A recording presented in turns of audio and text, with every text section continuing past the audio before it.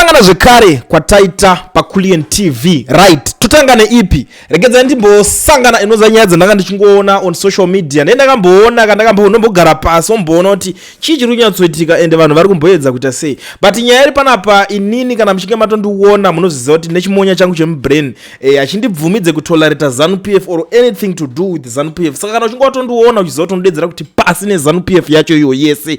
Tanga nekulike this video right now kuitira kuti ZANU PF yacho iboikane. Inini ndinoti pasi neZANU PF yacho yese andabasa nekuti chii kana kuti chii ndo zvandichingotaura panapa because chimonya changu chemubrain ndo zvachinenge chichindudza. But panapa paita nyaya panapa yandangoona ichitaurwa nezvayo muma streets esocial media ndikaregedza ndipinde ndite sei ndimbodzifambira ndimboona kuti zviri kufamba sei ende vanhu mimi mbamutaura nyaya dzacho muri kudziona sei. Chekutanga ndatanga kungoona ZANU PF ndio ringofambisa nyaya chiti Chamisa killed what Tsvangirai left. Opposition is now a big joke in our image. Chabangu is leader of opposition today. He realized the thing has no leader and took over. That's ZANU PF patriots on X everywhere. You know, that's what they are posting about ZANU PF. So, ndiri papo ndopenda vandaudzwa kuti ayewa nyaya idzodzo dzitori shoma kune post imwe iripo because these people kavari kutenga munhu wese. ZANU PF iri kupolisha mwana wese. But I'm not here to say vanhu vanenge vakatengwa. Ndiringoti vanhu vari kupiwa mari neZANU. Ndo zvandinotaura. Mari iri kuto vanhu vari kutosanganiswa nemari. Pane nyaya iri kutaurwa panapa Cucsman ari ku buda achiramba advocate Nelson Chamisa pamberi pechaunga ari kuti iye hanzi zviri naleka kuti ndingaunzi uri kuZANU PF in mupolitics. I think nyaya yacho vazhinji masangana nayo makaenzwa, but I think changosara panapa kuti mungonzwa my own version kuti nyaya dzangu inini ndiri kuionawo sei ndinoirovawo sei nyaya yacho iyoyo because iye ari kuti public apology and personal reflection. I want to take this opportunity to publicly apologize to people like Opo Chingono, Freeman Chari, Pedzisai Hanya, and all other who have always chosen to be objective in Zimbabwe's political discourse. For a long time, I was blind and religious supporter of Nelson Chamisa. I was deeply entrenched in the toxic bootlicking culture that has sadly become the norm in Zimbabwe politics, where supporters refuse to accept any form of criticism directed at their preferred leaders. I was defensive, dismissive, and at times outright toxic towards anyone who pointed out the flaws in Chamisa's leadership. I see now that this was wrong. And this was what? Alright. And now, I ridiculed and bashed those who dared to speak truth even when the signs were evident. But today I can boldly say I was wrong and you were right to call things out. Inini ndine pandiri kunyatsotsvaga inini zvekukumbirana regerero zvave zvekuningirina zvandanya ndiri kumbonyatsoningina ndine pandiri kunyatsotsvaga chapo pane zvinhu zvakataura zvandiri kuda kunyatsouya nazvo panapa tichionesana panapa timboona kuti zviri kubuda sei. Zvepublic apologies I don't care. Public apologize what ndakana basa nazvo izvi. Right, this post ndo yaita kuti ndinyatsouya manje ndikina because I think it's now one day ago paakabudisa that post iye kukumbirana regerero naUpo Chingono nanani nyaya dzekumba kwawo ina ndabasa nadzo, but ari kuto apologize vanhu vanota se vanopuruzira kana kuti vanoromenza ZANU PF ukuzviona. Saka kureva kuti inini I don't have any problem pamunhu anoenda kunojoina ZANU PF inini, but inini ndinoti pasi neZANU PF yacho yese. Saka ukatonovajoina which means then ndoto pasi newe chero kana ukafa nemabhonzo ako pasi nawo konongo wazofira iko kuZANU kwacho. That's who I am. Andimuzona but rigedza ndimbotaura nyaya tichimboona kuti zviri kunzi ZANU PF yacho yaita se because ina nterere zvisina basa.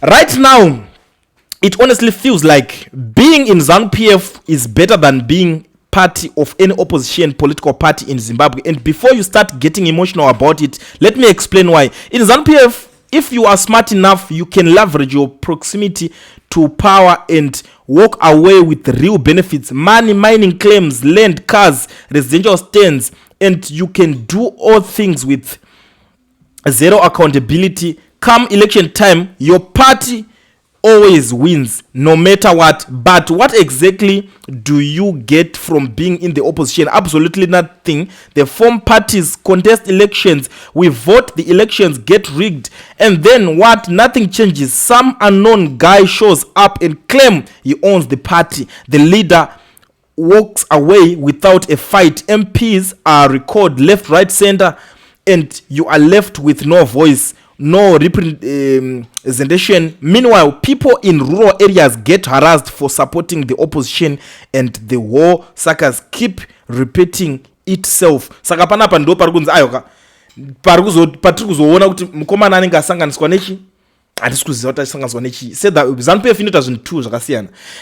Said anosangana nemaCIO vanokubholonja, vanorova vakomana vaya vanotyoredzera kana nesimbi chaiyo, uri kuzviona.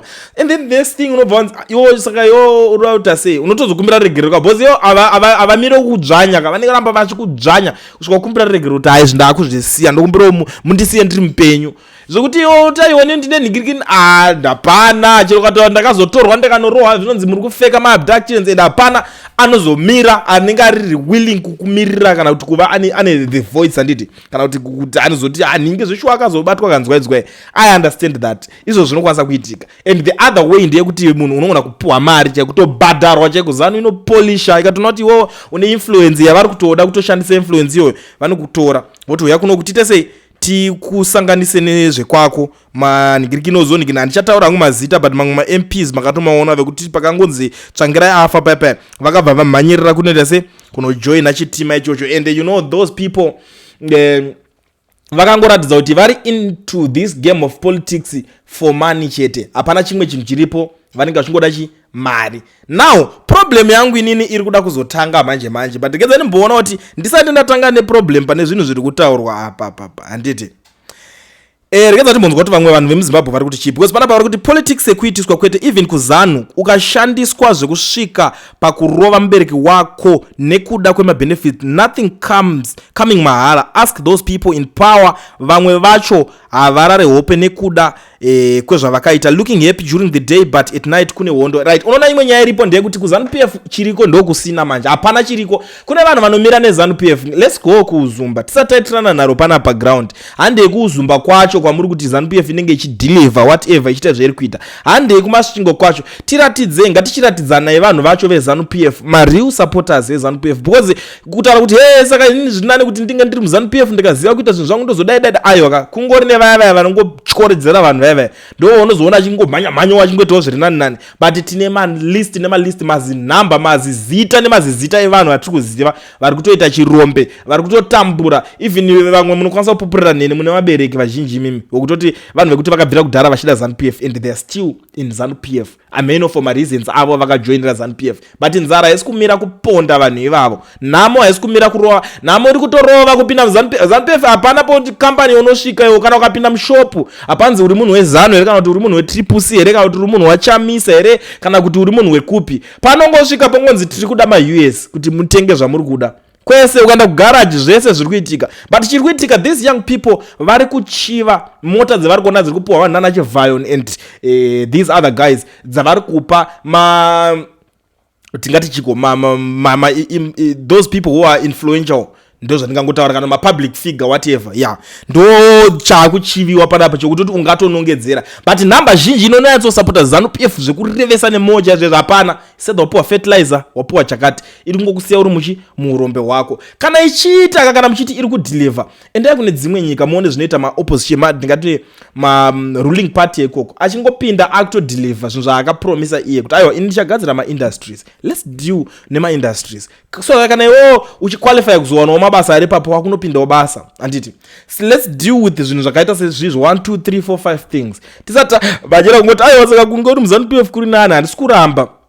Opposition inobhaiza zvisingaite muZimbabwe, I understand that, I agree, zvinotorwadza zvinhu zvavanotoita vakomana, but at the end of the day vanhuwo ndozvinzwisisa ende ndozviziva, ende ipapo zvechokwadi panoda kugadziriswa, ende ndozviziva kuti politics dzinoteerwa futi nevamwe vanhu vekuti havana kutonyatsosangana nekutoenda kana kuchikoro. Kunomwe kutoti kana grade 5 icho haana kusvika achiteera politics. Saka munhu iyeye kuti anzwisise zvimwe zvinhu kuti aone kuti right apa leader uyu kana kuti politician uyu akanganisa apa, munhu iyeye zvinomuremera kuti aone chaanenge angosara nacho inharo chete musoro kuti aiwa saka ndosaka uchiona kuti zvinhu zvese zviri kuitika kuZimbabwe because hakuna munhu anokwanisa kusumuka achiti apa mabhais apa kwa izvi mazviitirei izvi zvamatoita hatizvidizvi. Saka mapoliticians saka tinoona maZimbabweans brains avo ndozvadzichi ndozvadziri kwakuchitanga kushandisana. Saka izvo kuzonzi nhasi tonzwa nhasi kunzi aiwa Cucsman kuti it's better kunge uri munhingirikini because iye aimhanyana nanhingirikini nana Chamisa. Kunotone vanhu vakawanda kusanganisira naho pochi ng'ono vacho vaitomhanya na Chamisa zvekudaro ndobva vabuda vakaita se vakachinjawo, but mareasons avo anosiyana. Chinhu chisingazivikanwe nemi vanhu vese veZimbabwe ndechekuti ukaona munhu anga achimhanya nemunhu ari role model achita sei handiti, ukaona akuda kuzopanduka kuti idii, doesn't mean kuti pane yakanyanya sitereka itika, pane zvinhu zvaanenge akaexpecta pakushanda nemunhu.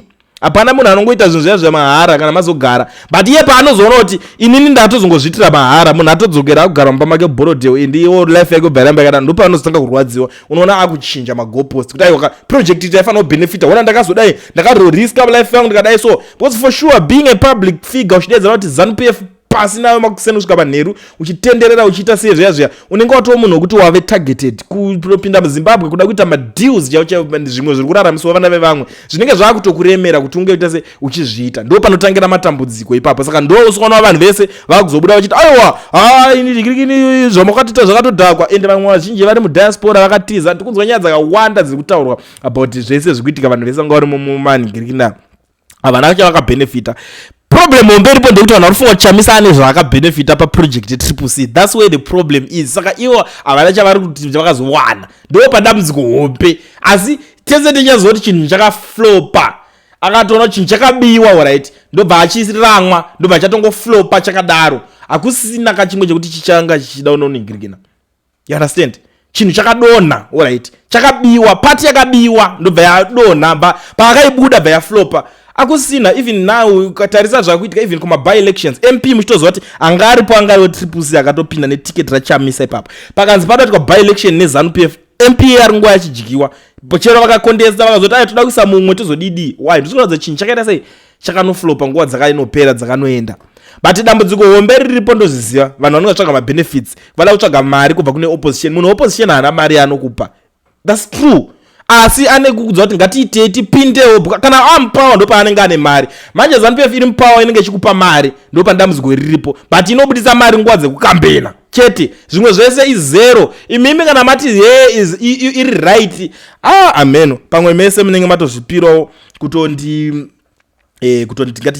kutondivengawo pano nokuti ini ndenda kutoti ndingoti pasi neZANU PF chiro ikaita sei kubva kumakuseni kusvika manheru, kana ukatova joina matoo musame bus ndenda kutoti pasi newe futi ikoko, ndo zvinenge zvangopo. Because ini ndine mareasons anobatika ekuti ZANU PF yatitadza kuchinjira nyika kubva since payakatora, tingangoti kubva 1980 pacho, kubva pakapinda ana Mugabe pacho, kubva uyo achibva Mugabe makore ese akatonga, Mnangagwa wacho achipinda, hapana chatinoti chinobatika chiripo. Tine zvakawanda maproblems atiri kufesa sevana vevhu, but hazvina kana eni nyigirikina havana basa nazvo. Tiri kufesa maproblems, hama dzedu dziri kuti dzikazoenda kuzvipatara uko vamwe vari kutofiramo, hatizotaura kuti nhingo wangu atofa asangana nacho chinhu chikuitika. Saka hapana pekuti ndingazosapota vanhu vakadaro, ndo panenge pane ndisoka ndichitoti pasi navo. Because kakandibvunza kuti iwe pane sei uchiti pasi nesu kubva makuseni kusvika manheru, is because muri kutadza kugadzira zvipatara, is because muri kutadza kugadzira economy kuti vaning'ina vedu nevanhu vakasiyana siyana vakwanise kunge vachiendawo kumabasa, vashandewo mabasa anoita se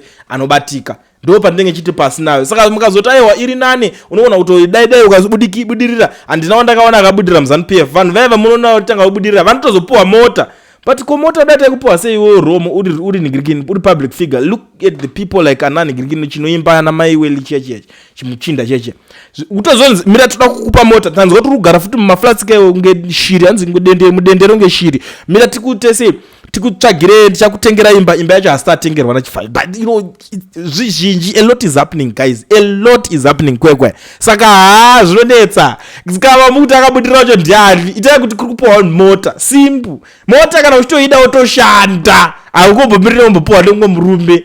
Inini chandinenge ndichida, nharo dzangu dziri pakuti handina basa nekuda kupuwa mota navanhu vakaita sananyivhaka, doshanda yangu nditenge dzanguwo. Alright, iwo urati mwana wamwe aramba ari padenga sei, tinoda kupinda tinowanawo matenda iwayo tizotanga kuzotengerawo vamwe motawo zvacho, because zvakanaka zvese tozvida, kwete kuda kuita zvakanaka zvekupuwa nevanhu. Ndo pane debate rangu ipapo, but I'm willing kuti tiite nharo dzacho neanyone anoda. Kana iwe uchifila kuti ini ndiri right pandikuti pasi neZANU PF, you have got my number, try number dzangu 49 timbopinda pacall titionesane nyaya idzodzo kusvika padzinoperera. Inini kubva makuseni kusvika manheru pasi neZANU PF. But iwe kana uchifunga kuti inini ndiri wrong, kana uchiti aiwa ZANU PF yakanaka because yakadai torai namba dzangu tuye timboonesana because haina ndidi zvepamuromo zvangu handisi kuti ndiri kuda kunzi saka iwo kuti ndiko yakanaka nekuti uda kusapota nhingi kana uda kusaidhira nhingi ndinozongosaidhira munhu wese anenge auya achiti pasi nezanu pf yacho. Anyway, I think ndakwanisa kukuonesai nyaya iri panapa. Kana uri muSouth Africa uchida kuregister company vavhurira FNB business account zviri easy. Bata Education Research yaOwen is the only guy anokuregister company okuvhurira FNB business account usina work permit kana kuti study permit. Chako chaunongoita chete kungotora namba dzake, chinongodiwa valid passport, wobva watotaura naye okuregistera okuitira zvinhu zvako zvinenge zvatomunandi baba.